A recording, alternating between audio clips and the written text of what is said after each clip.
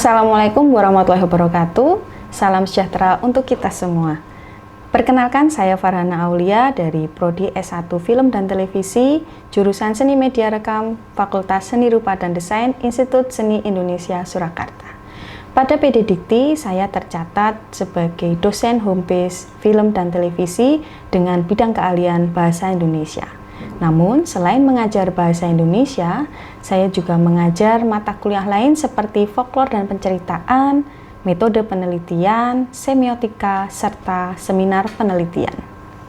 Pada kesempatan ini, saya akan menyampaikan tentang deskripsi mata kuliah Bahasa Indonesia. Bahasa Indonesia merupakan mata kuliah wajib di Prodi Film dan Televisi dengan kode mata kuliah IS 148-1104. Mata kuliah ini merupakan mata kuliah wajib kurikulum dengan bidang teori berbobot 3 SKS untuk mahasiswa semester 1. Mata kuliah teori Bahasa Indonesia memberikan pengetahuan mengenai penulisan terstruktur sesuai dengan kaidah keilmiahan dan operasional dalam ranah sesuai bidang keahliannya.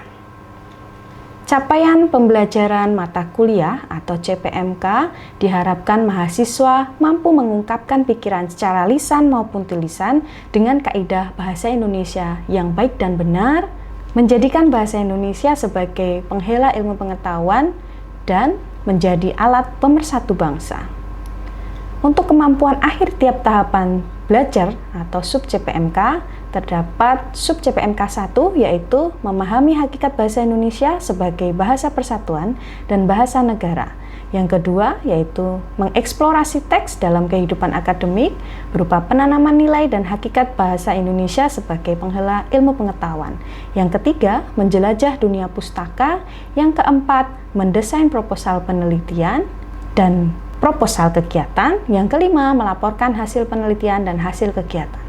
Sedangkan yang keenam, mengaktualisasikan diri dalam artikel ilmiah.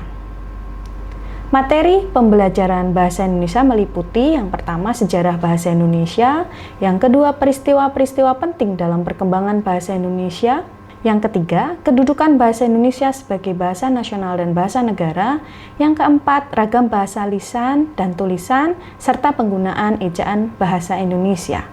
Selanjutnya, pemakaian huruf dan kata dalam bahasa Indonesia, sistematika penulisan ilmiah ataupun proposal, kalimat efektif, paragraf, pola pengembangan paragraf, serta perencanaan karangan. Ada juga materi penalaran etika ilmiah berupa plagiasi dan notasi ilmiah, dan ada pula produksi tulisan pendek serta reproduksi tulisan pendek. Adapun sistem pembelajaran dalam mata kuliah Bahasa Indonesia dengan mode perkuliahan tatap muka 16 pertemuan setiap minggunya dengan tatap muka 100 menit, penugasan terstruktur 120 menit, dan penugasan mandiri, belajar mandiri 120 menit. Metode pembelajarannya berupa luring, ceramah, diskusi, tanya jawab, ada case method, dan project based learning. Selain itu, dengan metode daring melalui pengumpulan tugas di Google Classroom, serta komunikasi dan konsultasi via email juga WhatsApp Group. Sedangkan tes atau asesmen dengan teknik observasi, ada partisipasi, unjuk kerja, tes tertulis, tes lisan, dan angket atau kuis. Interaksi dengan mahasiswa menggunakan bahasa Indonesia di ruang perkuliahan maupun ketika berkomunikasi, ada dosen menjadi sumber informasi, menjadi fasilitator diskusi, menjadi partner diskusi, menjadi mentor, evaluator, motivator, dan juga melayani konsultasi perkuliahan baik tatap muka maupun teks by chat.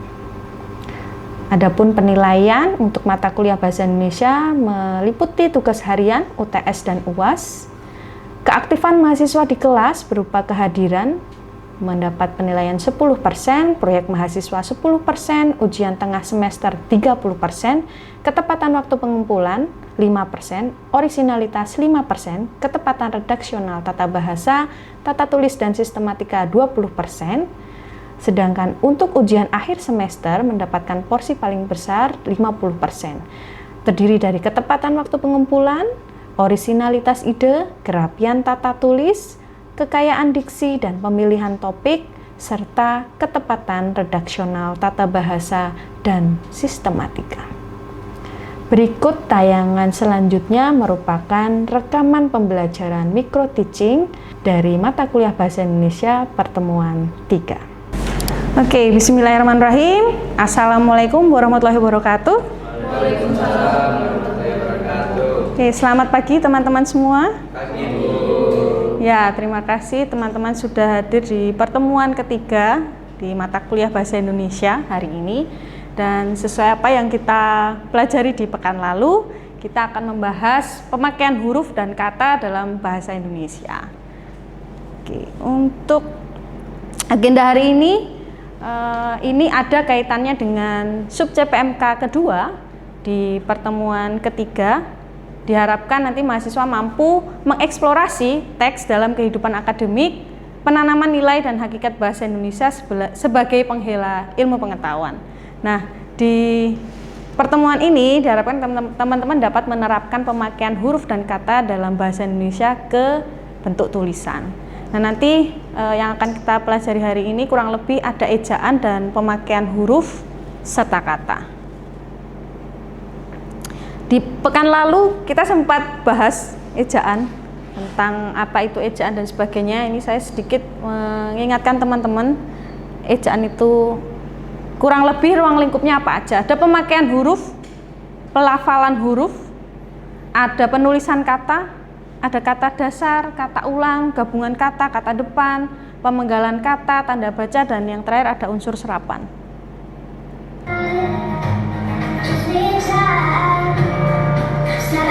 Ya, itu kan tujuannya bisa kita nikmati. Anunya kita ini. Sering nggak sih nemu temen, jumpa temen yang kira-kira ketika dia menyampaikan gagasannya di suatu, kalau ini lisan ya, ada kesulitan untuk menyampaikan kata apa yang lebih tepat untuk diungkapkan gitu. Nah, ini di pertemuan lalu kita sudah bahas, ada berdasarkan situasi pemakaiannya, kita menggunakannya kapan. Ada ragam bahasa formal, semi formal, non formal. Media pengantarnya apa? Kalau di sini tadi media pengantarnya apa ya? Kira-kira? Lisan atau tulis? Oke, lisan. Nah, ini ada perbedaan media dan perbedaan karakternya nanti. Kemudian ada lagi berdasarkan cara pandang penuturnya, itu ada ragam bahasa dialek, ada ragam bahasa terpelajar atau cendekiawan, ragam bahasa resmi, ragam bahasa tak resmi. Oke, kalau di video tadi sempat nggak sih teman-teman ngalami seperti itu ketika mau menjelaskan sesuatu? Sering ya. Itu baru di lisan, apalagi nanti di tulisan akan berbeda lagi karakternya, dan kita sebisa mungkin mencoba untuk bisa menyampaikan ide dan gagasan dalam bentuk tulisan. Tentunya ketika kita di akademik ada di tulisan ilmiah gitu. Nah, ini sedikit reverse yang kemarin, ada berbagai jenis. Kalau kita lihat laras bahasa itu ada laras bahasa sastra yang contohnya di puisi, cerpen, novel itu kalimatnya fleksibel ya, luas, dan ejaannya kreatif. Jadi kalau teman-teman membahas ejaan di bidang sastra otomatis tidak akan terpatok baku dan tidak baku. Lalu ada laras bahasa kreatif, di situ juga santai. Kata-kata yang digunakan, ejaannya juga kreatif, dia tidak terpatok pada baku dan tidak baku. Contoh tulisannya ada cerita, ada wara, ada medsos, ada mikroskopi. Nah, itu contoh lisan, ada YouTube dan siniar, gitu. Kalimatnya juga pendek-pendek kebanyakan. Ada laras bahasa jurnalistik, bisnis, ilmiah, hukum. Nah, yang akan kita bahas pada pertemuan hari ini pada bidang yang mana? Ilmiah. Oke. Nah, nanti teman-teman di semester 6 itu sudah biasanya mulai diarahkan harus selesai membuat proposal. Nah, di sini bahasa ilmiah, ada deskripsi makalah, buku teks, contoh yang lisan ini di konferensi ilmiah. Jadi kalau konferensi ilmiah tetap menggunakan bahasa ilmiah secara lisan, dan di kalimatnya cenderung panjang-panjang ya. katanya juga baku, ejaannya pun tertib gitu. Apalagi yang lebih kaku lagi, jadi di sini ada lentur dan kaku. Yang bagian lentur ke sebelah sini akan lebih lentur, ke sebelah sana akan lebih kaku secara aturan baku dan tidak bakunya. Oke, ini refresh di pertemuan lalu. Nah, kalau untuk mengakses ejaan, yang teman-teman tahu EYD sekarang yang digunakan ada EYD apa? Oke, di depan ada EYD 5. Nah, kalau dulu waktu saya kuliah itu harus bawa EYD yang buku teks. Jadi kalau sekarang udah lebih mudah, media digital ada, teman-teman bisa akses di ejaat.kemdikbud.go.id, boleh yang mau akses bisa diakses kalian, ejaan.kemdikbud.go.id. Di situ nanti akan teman-teman lihat ada huruf abjad, huruf vokal, ini ada penggunaan huruf, ada macam-macam penggunaannya nanti bisa teman-teman akses. Selain di web, ada juga di Play Store. Di Play Store teman-teman juga bisa unduh, bisa digunakan KBBI gitu. Ada namanya Halo Bahasa gitu. Nah, ini kalau untuk sejarah ejaan bahasa Indonesia, karena kita di pertemuan awal juga sudah membahas ini, saya hanya mengingatkan saja ada beberapa ejaan yang digunakan di bahasa Indonesia. Oke, selain tadi ada ejaan yang EYD kelima, ada juga yang wajib teman-teman akses di Siama. Teman-teman bisa buka di Siama, di Sipadu. Di situ nanti sebelum login ada bagian beberapa dokumen yang bisa teman-teman akses. Salah satunya adalah buku panduan tugas akhir mahasiswa. Untuk di fakultas ini kita menggunakan panduan TA FSRD. Jadi jangan salah, ada fakultas seni pertunjukan yang berbeda dengan panduan tugas akhir teman-teman FSRD. Meskipun teman-teman masih semester 1 di sini, ada baiknya panduan ini sudah diakses dari sekarang. Karena nanti di pertemuan berikutnya kita akan mempelajari bagaimana sistematika proposal, kemudian bagaimana menulis artikel ilmiah, dan itu juga ada bagian di panduan tugas akhir yang teman-teman bisa akses. Nanti silakan diunduh dulu di bagian Siama. Oke, ini jangan salah ketika nanti teman-teman aksesnya ini tahun 2018, tahun 2021, pastikan yang diunduh adalah yang terbaru. Biasanya yang menjadi kesalahan atau kelalaian teman-teman itu tidak mengacu pada panduan tugas akhir yang update gitu. Jadi kalau nanti ini teman-teman semester 1 kurang lebih berapa tahun lagi merencanakan untuk menulis proposal skripsi? Oke, jadi nanti pastikan 2002, kalau sekarang 2026 kurang lebih 2 atau 3 tahun ya, 2 tahun lah. Atau kalau memang untuk tugas penulisan proposal pakai yang terbaru 2026 gitu ya. Ini untuk materi ejaan, kita tahu ada huruf abjad 26 abjad, ada A, I, U, E, O, ada huruf konsonan, ada huruf diftong. Huruf diftong itu kayak gimana sih? Kok contohnya A, I, A, U, E, I, O, I? Kalau dalam bentuk kata seperti apa? Pantai, oke. Kau. Apa? Kau. Kau, oke. Kalau E, apa E? Apa ya? Mei, oke. Oi apa oi? Sepoi. Oke. Lalu gabungan huruf konsonan ada KH, NG, NY, SY. Kenapa ini ada gabungan huruf konsonan dibahas di ejaan? Karena bisa jadi kalau teman-teman mempelajari bahasa lain, nanti ada gabungan huruf konsonan lain yang akan membentuk kata atau membentuk fonem baru gitu ya. Jadi ada gabungan huruf konsonan yang diakui di bahasa Indonesia, ada KH, ada NG, ada NY, ada SY. Apa contohnya? Kalau KH? Khas. Apa? Ikhtiar. Oke, yang lain? NG apa ya NG? Ngilu. Apa? NG. Ngilu. Apa Mbak? Yang. Oke. NY? Nyonya. SY? Syahrini. Syair, oke.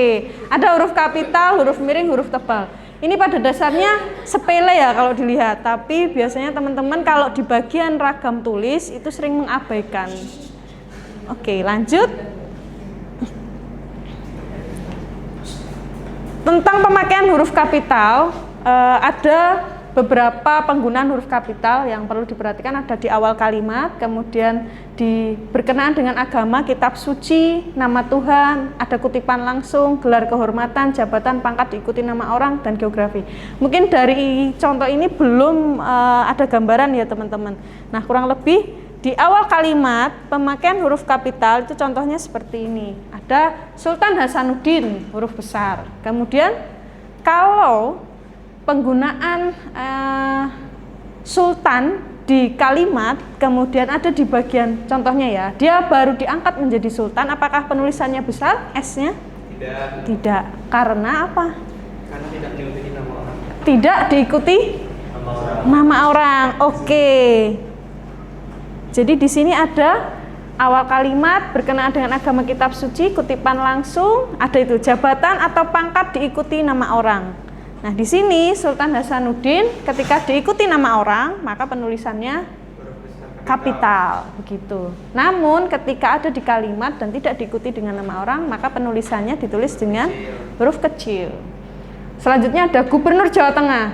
Sama, itu ada pangkat yang diikuti dengan geografis. Oke. Nah, ketika ada penggunaan kata gubernur yang tidak diikuti dengan nama orang atau geografis, maka ditulisnya dengan huruf kecil. Kurang lebih seperti itu. Jadi siapa gubernur yang akan dilantik, ditulisnya dengan huruf kecil. Di bawahnya ada bangsa Indonesia. Ini kadang teman-teman juga ada kesalahan kalau nulis B-nya juga besar, padahal penulisannya kecil. Suku Sunda, yang besar hanya geografisnya saja. Bahasa Inggris, bahasa Indonesia, beda konteksnya ketika ada di awal kalimat atau penggunaan nama mata kuliah, itu akan ditulisnya besar. Tapi kalau ada dia berdiri sendiri seperti itu, ataupun nanti ada mengindonesiakan kata asing, juga ditulisnya kecil. Ini tadi Inggris besar, kenapa di sana Inggris kecil? Karena ada kata ulang ke Inggris-Inggrisan gitu ya. Lalu pisang Ambon. Pisang Ambon, apakah Ambon menunjukkan letak geografis? Tidak. Oke, berarti ditulisnya kecil seperti itu. Ini ada contoh yang lain, Teluk Benggala, Selat Sunda. Ketika ditulisnya tanpa ada geografis juga ditulisnya dengan huruf kecil. Republik Indonesia, Undang-Undang Dasar di sini dituliskan dengan huruf besar, yang di sebelah sana dituliskan dengan huruf kecil. Nah, yang di sini ada Bapak menasihatkan berhati-hatilah di jalan, Nak. Ini ada tanda apa ini? Petik, tanda kutip yang menunjukkan kalimat langsung. Di sini biasanya kalau teman-teman FTV pakai dialog ya. Ya, ada dialog, itu penulisannya nanti ketika mengutip ada dituliskannya seperti ini. Ada bagian yang harus besar, misalnya nak, yah, apalagi bu. Ya, bu, pak, gitu, itu kan sapaan. Nah, ditulisnya juga besar hurufnya seperti itu. Oke. Nah, di bawahnya lagi ada Tuhan Allah yang Maha Pengasih Islam. Ini tadi berkaitan dengan keagamaan, ditulisnya dengan huruf besar. Bulan Agustus, hari Senin, hari Natal. Nah, ini juga masih kerap salah penggunaannya. Pasti ada yang nulis hanya besar. Di sini hari Natal hanya juga besar, gitu ya. Lalu selanjutnya ada ia membaca buku metode penelitian kualitatif. Ada yang berbedakah dengan penulisan di sini? Ada penulisan miring atau italik. Apa fungsi penulisan italik di sini? Sebagai judul buku. Ya, judul buku ditulis dengan miring. Begitu pula teman-teman di Prodi FTV ketika menemukan judul film ditulisnya dengan miring, bukan dengan tanda petik gitu. Oke. Lalu ada Harian Republika juga sama, majalah Femina juga hampir sama gitu ya. Nama koran, majalah, dan judul buku ditulis dengan huruf kapital dan miring. Penemu arus listrik ampere di sini menunjukkan nama orang ditulis besar, ketika di sana menunjukkan nama satuan ditulisnya huruf kecil. Oke, ini ada beberapa contoh-contoh ketika teman-teman menggunakan penulisan singkatan. Kira-kira apa yang belum pernah tahu ya teman-teman, apa ya itu singkatannya?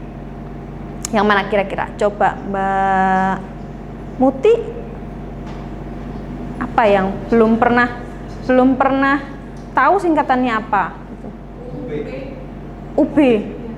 Apa kira-kira untuk beliau? Lalu apa lagi kira-kira yang lain? Apa? Dengan alamat. Oke, yang lain ada lagi? AS ya, alaihi salam, karena itu masih satu nih ya, SWT, SAW, AS. Selain itu ada lagi nggak? DR. Nah ini di sini DR kapital, di sini kecil. Apa bedanya? Doktor itu untuk S3. gelar keilmuan ya, S3 doktoral. Kalau yang kecil? Dokter. Nah itu juga hati-hati ketika nanti teman-teman menulis di tulisan ilmiah, ada gelar tertentu, penulisannya juga harus diperhatikan. Salah nulis besar kecil aja udah beda, yang ini dokter, yang satunya dokter untuk profesi gitu ya. DRH dokter hewan, ada dokter gigi kayak gitu. SH apa SH? SE? ST? Oke, kalau dua gelar penulisannya ada titik koma. Ini juga hati-hati nanti kalau teman-teman menuliskan nama pembimbingnya, nama pengujinya, diperhatikan untuk menuliskan singkatan gelar. Oke, sampai sini ada yang mau ditanya? Kalau belum, saya masih lanjut ke materi berikutnya. Oke, ya silahkan Mas Hilmi. Saya izin bertanya Bu, kami terbiasa dalam sehari-hari menggunakan bahasa yang mungkin itu tidak baku, itu banyak sekali tercampur. Nah, ketika dalam penulisan ilmiah, bagaimana caranya kami untuk membedakan apakah bahasa tersebut baku atau tidak baku? Seperti itu Bu. Terima kasih. Oke, pertanyaan yang bagus. Jadi, ketika teman-teman punya dokumen di Word atau Google Doc, sebenarnya ada cara mudah untuk mengetahui mana yang baku atau tidak baku. Teman-teman ganti dulu settingannya di bagian language itu dengan bahasa Indonesia. Nanti ada cek spelling grammar di bahasa Indonesia. Kalau memang ada kesalahan di teks Word itu ada tanda merah di bawahnya. Mungkin itu yang teman-teman sering tidak memperhatikan. Padahal kalau ada tandanya ini berarti ada yang nggak beres. Bisa jadi typo, bisa jadi tidak mengikuti kata baku. Itu yang paling gampang. Tapi kalau untuk verifikasi ada namanya aplikasi lagi, CPB. Jadi aplikasi penyuntingan bahasa Indonesia. Ini masih terbatas sebenarnya di website, di HP belum bisa diakses. Jadi ada dokumen. Kalau sekarang AI ada ya beberapa, tapi CPB itu secara resmi ada dari Pusat Bahasa atau Badan Bahasa yang mengeluarkan. Nah, dokumennya dimasukkan ke situ, nanti ada seperti analisis mana yang ada yang salah, ada yang pembenarannya seperti apa, ada di CPB. Nanti coba Mas Hilmi dan teman-teman lain bisa coba akses CPB, namanya SIPEBI. Masih sementara di laptop dan PC, kalau di HP sepertinya belum bisa. Itu saya rasa Mas kalau untuk verifikasi, selain ngecek secara manual di KBBI ya. Kalau di Google Doc juga ada, nanti di bagian fitur paling atas itu ada tools yang untuk mengecek di mana ya ini yang masih ada typonya itu. Secara otomatis akan memudahkan teman-teman ngecek. Begitu. Oke. Sebelum lanjut ke yang lain, saya ke materi lagi. Ini tentang penggunaan dipisah dan digabung. Yang kerap kali teman-teman juga tidak memperhatikan di penulisan. Ini ada juga tentang kata ulang, penggunaan huruf yang dianjurkan dan tidak dianjurkan. Ini sering kali kalau teman-teman perhatikan misalnya sistem dan sistem. Kalau sistem mudahnya mengecek itu benar nggak ya? Sistem atau sistem, gabungkan dengan bukan sistematika tapi sistematika gitu. Apotik atau apotek? Aduh lupa saya apotik apa apotek, coba aja gabungin dengan apoteker, apakah nyambung? Enggak ya, jadi apoteker gitu. Jadi ada beberapa. Kalau misalnya nanti di sini yang sering digunakan misalnya objek dengan objek penelitian atau objek penelitian? Gitu ya. Cara ceknya objektif yang digunakan. Subjek atau subjektif atau subjek dan subjektif? Yang dianjurkan subjektif dan subjek begitu. Sama ketika proyek atau project digabungkan proyektor bukan proyektor. Gitu. Ini kaitannya nanti dengan kata serapan. Ada analisis atau analisa? Analisis gitu ya, bukan menganalisa tapi menganalisis. Sintesa atau sintesis? Sintesis. Hipotesa atau hipotesis? Begitu kurang lebih.